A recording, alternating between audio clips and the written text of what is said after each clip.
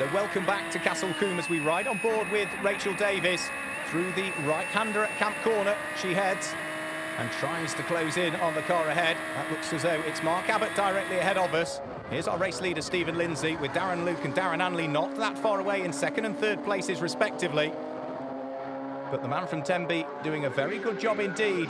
The 29-year-old managing director still leading this race, despite the attentions of the current championship leader, Darren Luke, in second place. Then Darren Anley, the man from Wokingham, the former Palmer Audi racer in that yellow and black machine, sitting there in third place. They head up towards Quarry Corner and head into the right-hander, and it looks as though there's contact between Stephen Lindsay and Darren Luke. There's then a bang as well, and who was that? That looks so Darren Anley's made contact with Stephen Lindsay, so Darren Luke, despite the spin, recovers. Looks so Stephen Lindsay's car is right on the inside of the corner. Darren Anley's car is parked in the middle of the circuit at the moment. That doesn't bode well. Rachel Davies squeezes her way through, so she'll now be up into second position. And Darren Anley's car looks as though it's going nowhere. The driver clambering out of the car in the middle of the circuit. Surely this must bring about the safety car, one would suspect, because such is the field spread. Indeed it is. Yeah, out comes the safety car. There's no gap in the field for the marshals to get out there and bring that car into a safer position. And poor old Darren Anley was very much the innocent party. Stephen Lindsay and Darren Luke spinning ahead of him, and poor old Darren Anley having nowhere to go and making contact with Stephen Lindsay. Well, the safety car comes out and hadn't picked up the race leader. It has done now, that being Darren Luke. It picked up Rachel Davies, so the field now very, very spread out indeed. And as the safety car heads towards the start-finish line, here's Rachel Davies. You can see the yellow flag still being waved at the marshal's post, because what needs to happen is that Rachel Davies and the train of cars that sit behind her need to catch up. Just those two cars that sit behind the safety car, but there's not time. The checkered flag has come out. The safety car brings the field of cars down the pit lane, so Darren Luke there, number 7, will claim the honours in the second race here of the Quaife Radical Club Cup. A delighted Rachel Davies, number 5, finishes in second place, and the reigning champion, Colin Miller, looking as though he's coming through in third. So Luke claims the victory, Rachel Davies second, Colin Miller third, ahead of Mark Abbott, Craig Curry and Richard Stables, who rounds out the top 6. So despite 14 class wins and 10 overall wins, as a result of playing his double points joker, Colin Miller jumps to the top of the standings, 282 points from him. Darren Luke in second place on 278, and Andy Harwood leading the club sports class. So a look back at the highlights for the first of our 2 races in the Competition Car Insurance Radical UK Cup, and it was a good start from Ross Kaiser from the pole position, being chased by the reigning champion Derek Johnston as they headed their way through Quarry Corner for the first time. And you can see that Ross Kaiser started to pull away from the number 1 machine in the hands of the reigning champion, with number 14, Sean Bolf, sitting there in third place. There's car number 33, that was Craig Curry. He was being chased by Phil Abbott at the time, car number 71, the co-founder of Radical Sports Cars. A spin, however, for Chris Hillaby at Quarry Corner. The car spun for 180 degrees. Then the former motorcycle racer backed the car onto the grass, but with the engine having died and Chris unable to start it, it was retirement, unfortunately, for the 50-year-old from Hertford. And a result of the position in which the car came to rest, out came the safety car. So the race continued once the safety car had come in. Roger Bromley was the first of the drivers to take over a car being vacated by start driver. That was Sean Bolf, the former Spanish GT champion, coming into the pits. And Roger Bromley had problems getting out of the pits, so the number 14 car lost a little bit of time, as did the car of Terence Woodward, who'd taken over that machine from Ross Kaiser. And it was number 23, Simon Tilling, who had the best of the pit stops. He came through and claimed the honours in the Super Sports class machine, the Radical SR3, claiming victory overall in the hands of Simon Tilling. Roger Bromley and Sean Bell finishing in second, with Kaiser and Woodward completing the top 3. So on to our second Competition Car Insurance Radical UK Cup race, and in the damp conditions on the Sunday morning, they accelerate off the start-finish line with, by the look of things, the number 88 car in the hands of Terence Woodward getting a good start. There's number 1, Derek Johnson, that black car with the red flashes, sitting there in second position. The 2.6-litre V8 engined SR8's already pulling away from the 4-cylinder SR3 machines. It's Terence Woodward that leads. Derek Johnston there in second position. Looks so it's Roger Bromley that's there in third place, and you can see the heavy drizzle coming down on the circuit, plumes of spray coming up from those cars behind. But it is Woodward that leads in the 360 racing machine. Derek Johnston there in second position, with Roger Bromley in third place, and completing the top 4, it looks as though it's Manhal Alosh that sits there in fourth position as they head down the straight through Hammerdown and up towards Tower Corner for the first time. There's Manhalalos in 4th position. He's got number 33, Ian Flux, directly behind him. The man who races a Moser in Britcar nowadays, but of course raced in the British Touring Car Championship. We ride on board with our camera car. That's Marcus Pye, the 51-year-old from Bournemouth. You see him writing, of course, in Autosport magazine on a regular basis. Up towards Bobby's he comes, as there is our race leader, pedalling very gingerly through the right-hander at Camp Corner. Terence Woodward with Derek Johnston, who of course raced in the Daytona 24 Hours this year, sitting there in 2nd position. And then the former short oval racer Roger Bromley completing the top 3 at the moment. Through Avon Rise, up towards the braking area for Quarry Corner. Roger Bromley looking very menacingly indeed, as he hangs on to the coattails of the reigning champion Derek Johnson. There's Manhalalos being headed by Ian Flux for 4th and 5th position, as they head down Farm Straight and up towards the S's. Fluxy trying to get the nose of the car up the inside. Has he made it through and gained the place? No, he hasn't. He's still not quite close enough.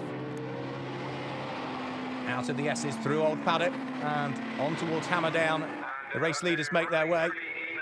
You can see just how tricky the conditions are. Here are the lead runners in the Supersports class. Through there goes number 7. That is the car that will be handed over to Stuart Mosley. It's in the hands of Mark Smithson currently, as we ride on board once more with Marcus Pye.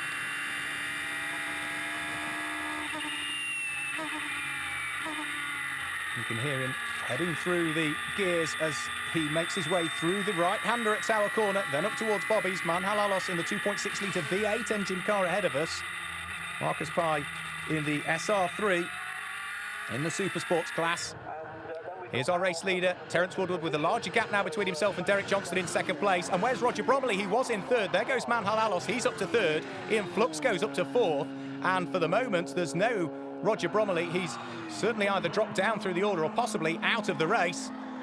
Alos, therefore, up to 3rd place. The leading Supersports class car is number 33, that being Ian Flux, sitting there in 4th position as they head up towards the braking area for the S's. And Roger Bromley is there. He's just dropped a long way further back. You can see him right in the distance of the shot there. There goes Terence Woodward in the lead. Derek Johnson 2nd. Then this squabble for 3rd and 4th place. There's our camera car, number 3, in the hands of Marcus Pye. He's fighting away with the car that's right alongside him almost, that being number 75, the man from Gould, Paul Steele. Up towards the braking area for the S's they go as Marcus Pye squeezes through at the inside. Paul Steele ultimately has to yield to the position, so another place gain there by Marcus Pye. He'll jump out of the car and hand it over to Jonathan Wright a little later on in the race, the former Radical Club Sport champion from a season or so ago. Here, however, is our race leader, Terence Woodward, pressing on as hard as he possibly can in these very tricky conditions. Doing a good job is the man from Windsor, the man behind 360 Racing that prepares several cars now in the Competition Car Insurance Radical UK Cup. Derek Johnston sitting there in 2nd position. And here's the fight for 2nd place in the Supersports class. Car number 85, Ross Allen, fighting away with David Thornburn, the man from Scotland, as they head into the braking area at Quarry Corner, and then will accelerate their way down the straight once more. There goes Marcus Pye, still making good progress as well. He's now hot on the heels of James Abbott. We saw him crash out of the Radical Club race earlier on. Here he is now sharing the car with his father as they thread their way through the right-hander. There's yesterday's race winner, car number 23, Simon Tilling. Not going quite as well in these tricky conditions, Simon, today. Once more on board with Marcus Pye. James Abbott directly ahead of us. Pye is neat and as tidily as he can be through the S's, then up towards Old Paddock and Hammerdown. You can see the spray being chucked into the face of Marcus Pye as they head up towards Tower Corner now. Simon Tilling directly behind as well. Then car number 46 just that little bit further back as well. That's John Osborne that's sharing that car with Alex Capardia this weekend as Marcus Pye gets a really good run on James Abbott. I don't think he's quite close enough, or is he? Up the inside at Bobby's, he tries to go. Both drivers working very hard, trying to control the car in these very slippery conditions. Of course, they're all on their controlled wet tyres. And here's the fight still between Ross Allen and David Thornburn. Over the bumps and into the braking area at Quarry Corner. Those two thread their way. The 1500cc Suzuki engined Radical SR3s producing around about 260 brake horsepower. You can see the fight is certainly still on for 3rd and 4th place as well. Manhalalos still fending off the attentions of number 33, Ian Flux. Fluxy getting very close to him as well as they head out of the S's through Old Paddock, and that looks like problems for Marcus Pye into the tyre wall, having gone onto the grass for our camera car. The engine's still running, and hopefully Marcus Pye will be able to get back in the race. Or can he? No, the wheel's spinning. So that will spell retirement for number 3, Marcus Pye, out of the race. In the meantime, the fight is still on for 3rd and 4th place, but now Manhalalos has a bit more daylight between himself and number 33, Ian Flux, who was pressurising him not that many moments ago. So Marcus Pye leaps over the tyre wall and heads into retirement. And there's Simon Tilling, problems for him as well. You can see that car creeping its way around the circuit. He's going to go a lap down. Will he be able to make it back to the pits? There goes race leaders through and past. Here comes the fight for 3rd and 4th position. Manhalalos working very hard indeed to keep at bay and fend off the attentions of Ian Flux. We ride on board with Marcus Pye. Here's a replay up Avon Rise towards Quarry Corner. And, well, either Marcus Pye lost it as the car went light, or perhaps there was contact from behind. Simon Tilling was directly behind him. We saw Simon Tilling limping back to the pits. There may well have been contact between those two cars. Well, the conditions starting to dry now as well. You can see the track is still wet, but there's not quite as much spray coming up as there was previously.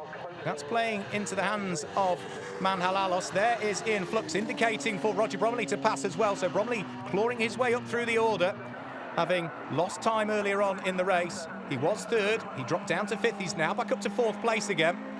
There's Ian Flux now in 5th place, still leading the class as well. Good driving that by the highly experienced Ian Flux.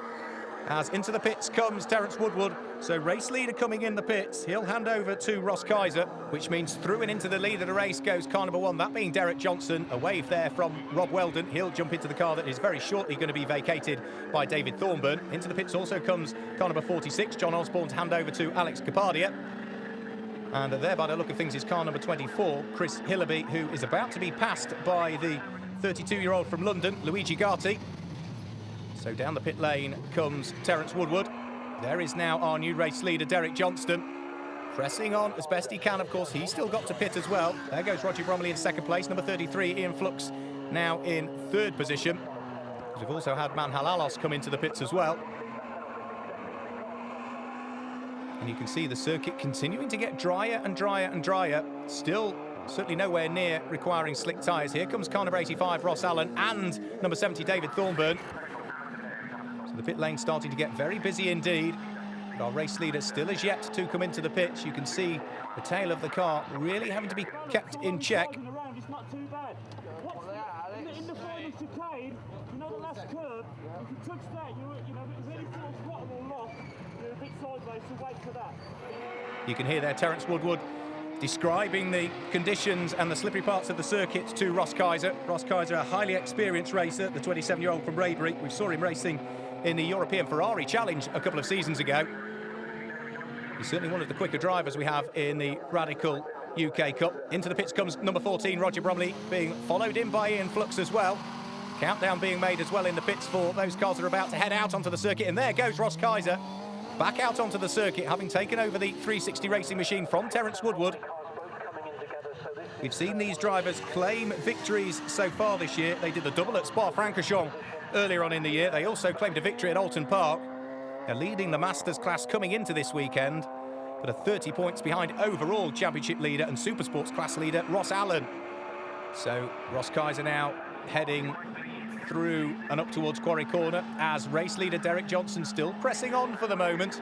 There goes Stuart Mosley, former champion, heading back out into the race as well, as Derek Johnson heads, by the look of things, into the pit lane this time. So race leader into the pits.